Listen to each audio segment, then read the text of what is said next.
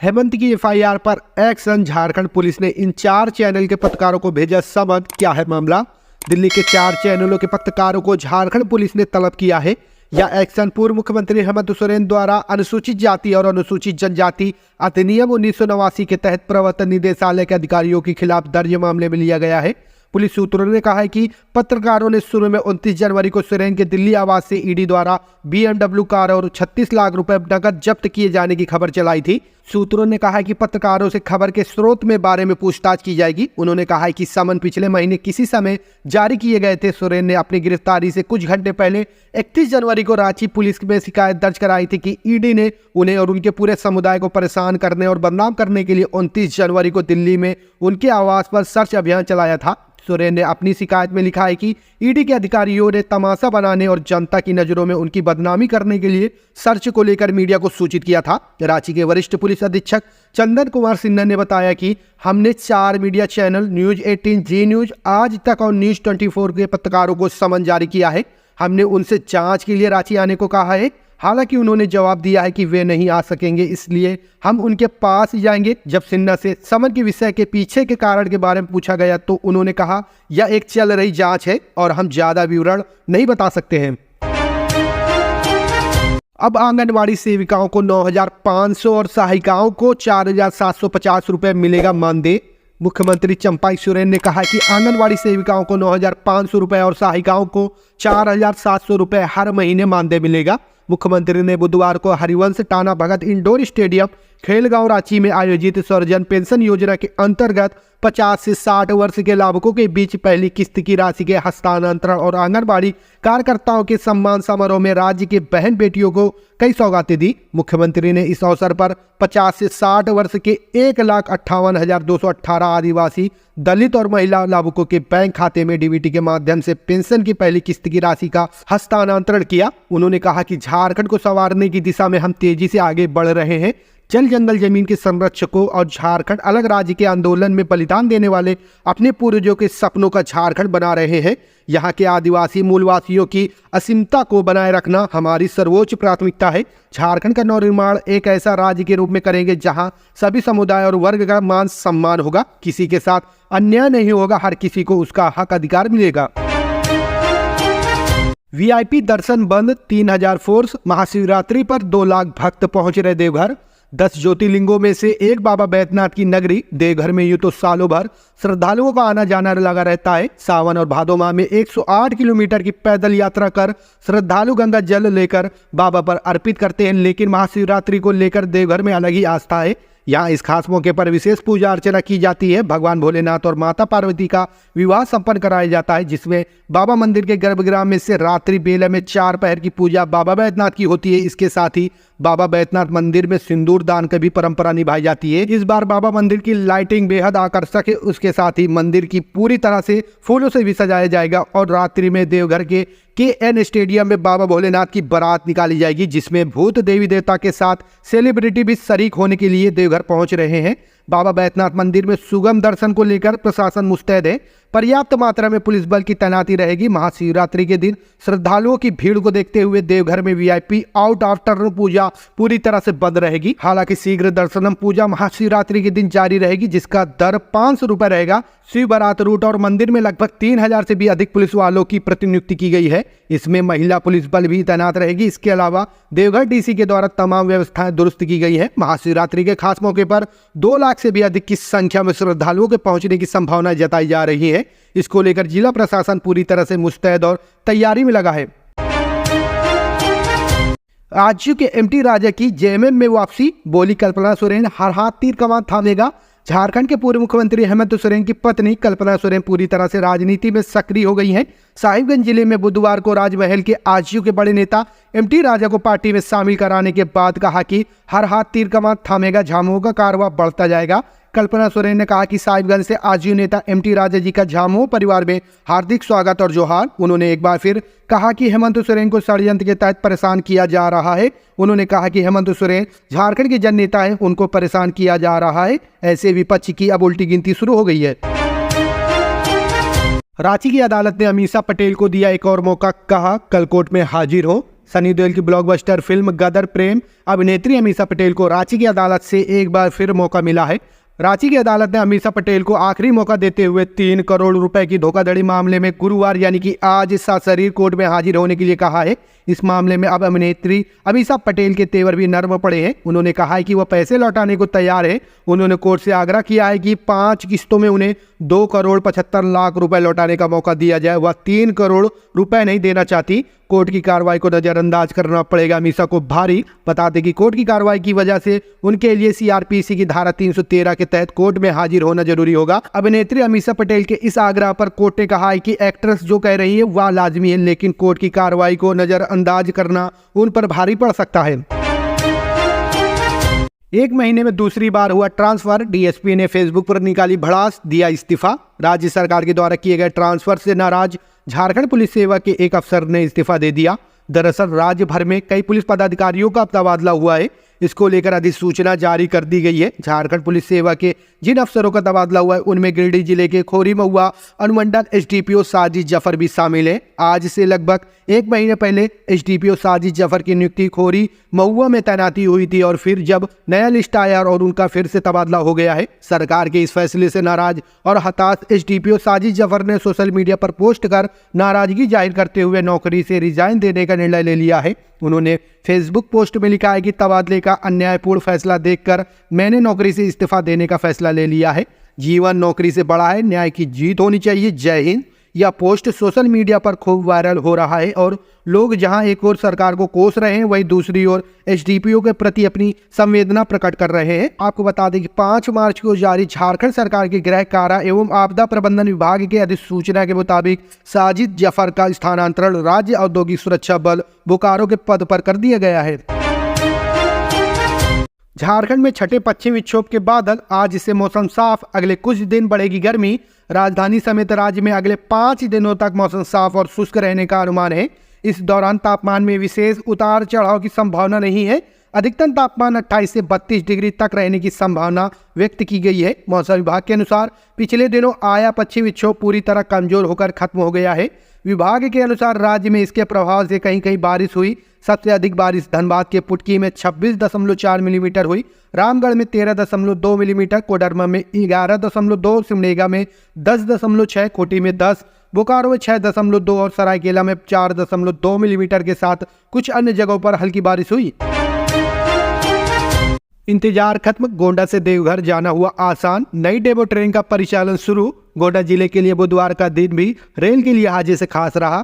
यहां गोंडा देवघर नई रेलखंड पर बुधवार से सीधी रेल सेवा शुरू हुई। इससे अब लोगों को बाबा नगरी देवघर व जसडीह जाने में सहूलियत होगी। गोंडा से खुलने वाली यह 13वीं ट्रेन होगी। पहले लोगों को भाया दुमका होकर ट्रेन से देवघर जाना पड़ता था, लेकिन अब सीधी रेल सेवा शुरू हो गई है। 6 मार्च 2024 को गोंडा देवघर नई रेलखंड पर पहली ट्रेन का उद्घाटन परिचालन देवघर से सुबह 11 बजे हुआ, जो दोपहर 12:40 पर गोंडा पहुंचा। इस मौके पर स्थानीय सांसद डॉक्टर निशिकांत दुबे और रेलवे एडीएमआर सहित आला अधिकारी मौके पर मौजूद रहे।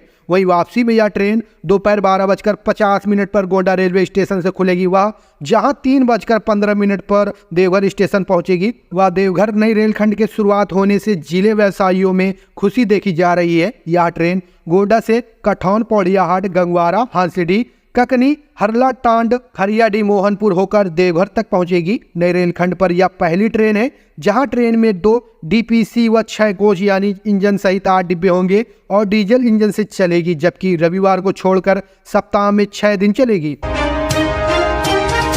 गीता कोड़ा के बाद अब इस दिग्गज नेता ने छोड़ा कांग्रेस का साथ। पाला बदलने की बात पार्टी को लेकर कह दी बड़ी बात। लोकसभा चुनाव से पहले झारखंड में कांग्रेस को एक और बड़ा झटका मिला है। पार्टी के जामताड़ा जिला अध्यक्ष हरिमोहन मिश्रा पाला बदलते हुए भाजपा में शामिल हो गए हैं। जमशेदपुर सर्किट हाउस में बाबूलाल मरांडी ने इन्हें सदस्यता दिलाई।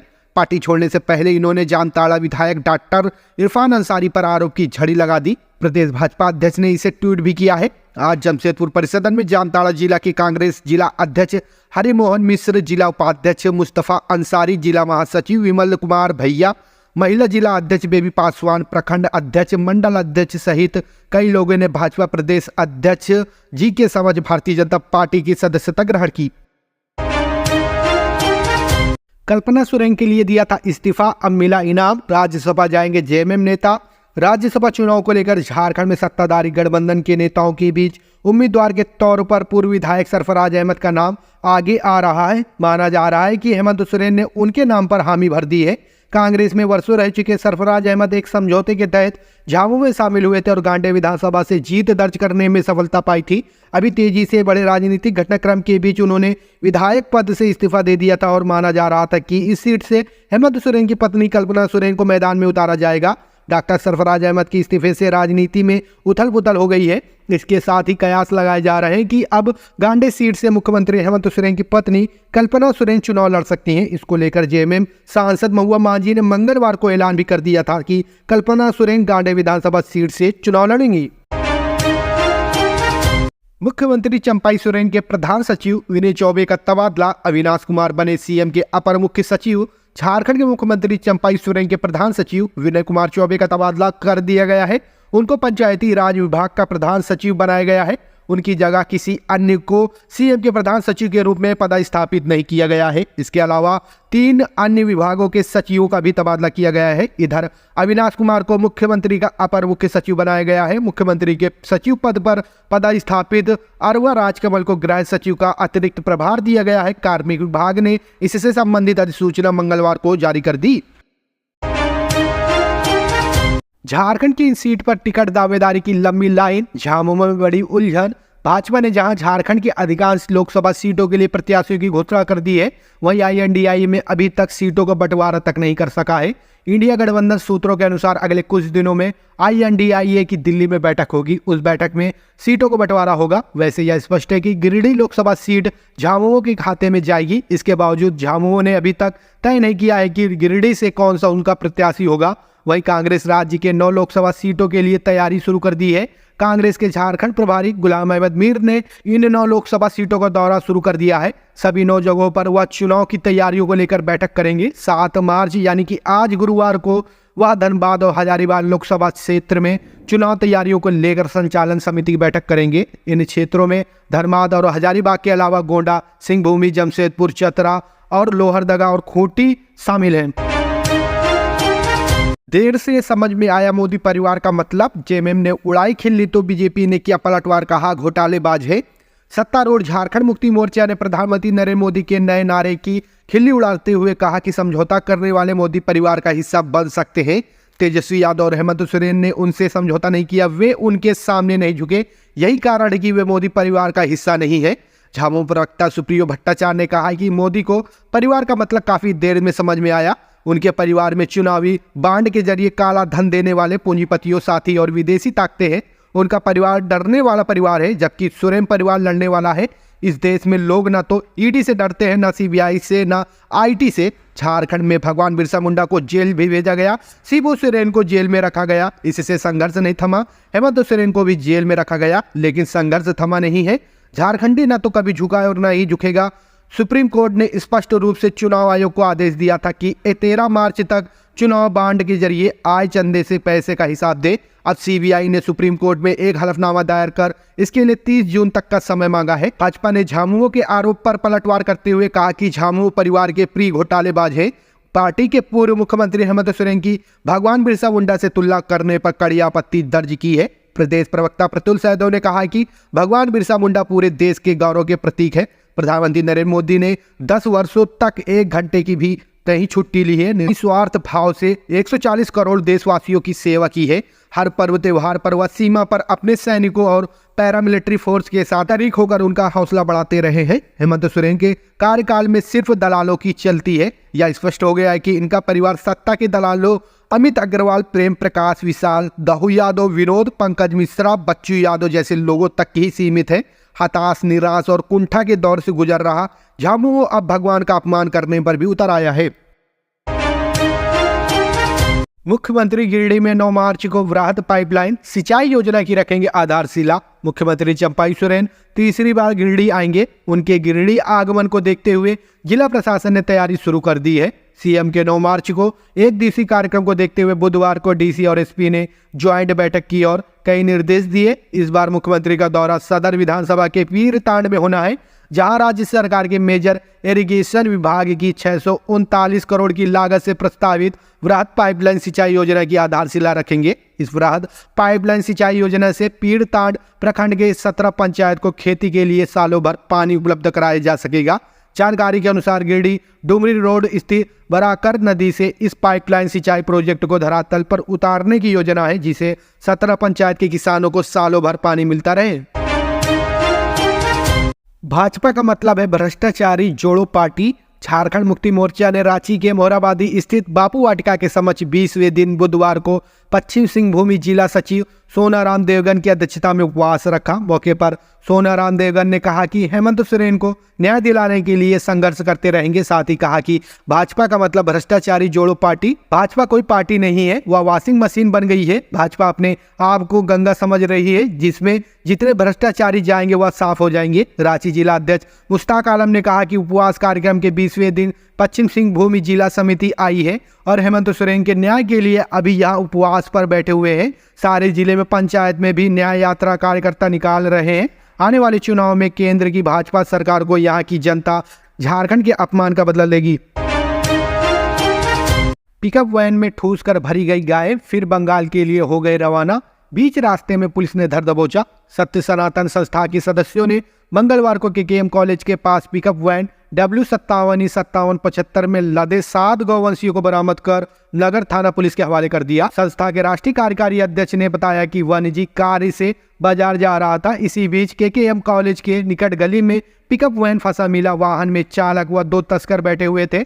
करीब पहुंचने पर देखा कि वाहन में ठूस कर 7 गौवंशियों को लोड किया गया है। इसी बीच वाहन में बैठे 2 तस्कर भाग निकले। चालक ने संस्था के राष्ट्रीय कार्यकारी अध्यक्ष को बताया कि वाहन में बैठे दोनों लोग उनके सहयोगी थे। चालक ने बताया कि वाहन मालिक मैनुल हक के कहने पर गौ तस्करी करता हूं। पिकअप वैन में लोड गौवंशीय हिरणपुर निवासी इलियास के यहां से ला रहे थे। बंगाल में गौवंशियों की हत्या कर बाजार में बेचा जाता है। संस्था के राष्ट्रीय कार्यकारी अध्यक्ष ने बताया कि इसकी सूचना संस्था के अन्य सदस्यों को दी गई। सूचना पाकर संस्था के अध्यक्ष रणतीत चौबे, शुभम गुप्ता, रिंकू राय, मिट्टू गिरी एवं अन्य सदस्य पहुंच गए। 2 टाइगर पुलिस भी केकेएम कॉलेज के समीप पहुंचे। उन लोगों के सहयोग से सभी गौवंशियों को थाना लाया गया। गौवंशियों को गौशाला में रखा गया है, जहां गौवंशियों का इलाज चल रहा है। थाना प्रभारी सह प्रशिक्षु डीएसपी अजय आर्यन ने बताया कि गौवंशियों को जब्त किया गया है। पिकअप वैन चालक को जेल भेज दिया गया है। गूगल पर फर्जी नंबर डालकर 100 से ज्यादा लोगों से ठगी करने वाले 3 गिरफ्तार, निकला जामताड़ा कनेक्शन।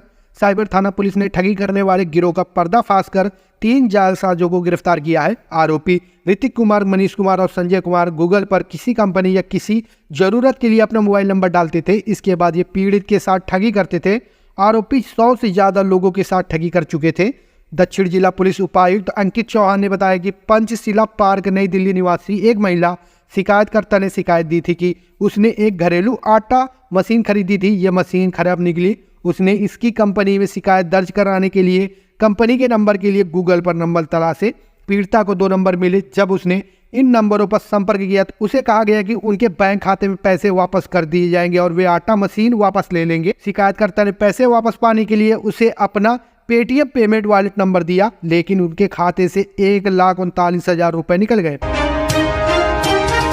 खुजली पाउडर छिड़क कर लूटपाट करने वाला गिरफ्तार, पिस्टल, कारतूस और एटीएम बरामद। बड़ा बाजार थाने की पुलिस ने शहर के खीरगांव क्षेत्र से कुख्यात कोड़ा गिरोह के एक सदस्य को पकड़ा है। पुलिस की इस कार्रवाई के दौरान अंधेरे का फायदा उठाकर 3 अन्य गिरोह के लोग मोटरसाइकिल से फरार हो गए।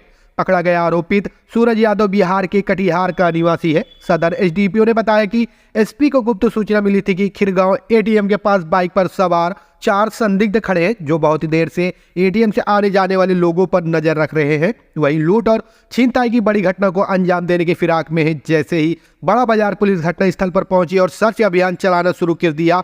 पुलिस के अभियान के दौरान 3 आदमी बाइक से भाग निकले, जबकि एक आदमी को दौड़कर पुलिस ने पकड़ लिया। उसके पास से पुलिस ने एक पिस्टल, कारतूस, एटीएम, चेकबुक के अलावा लूट के दौरान प्रयोग की जाने वाली खुजली का पाउडर भी बरामद किया है। आरोपी ने स्वीकार किया है कि उसने सदर थाना क्षेत्र अंतर्गत 3, रामगढ़ में 3, बड़का गांव में 2, कटकम साड़ी में 2 बड़े छिनताई की घटना को अंजाम दिया है। पकड़े गए आरोपी ने स्वीकार किया है कि उसने कहीं 3 तो कहीं 4 लाख और अधिकतम 6 लाख रुपए तक की छिनताई की घटना को अंजाम दिया है।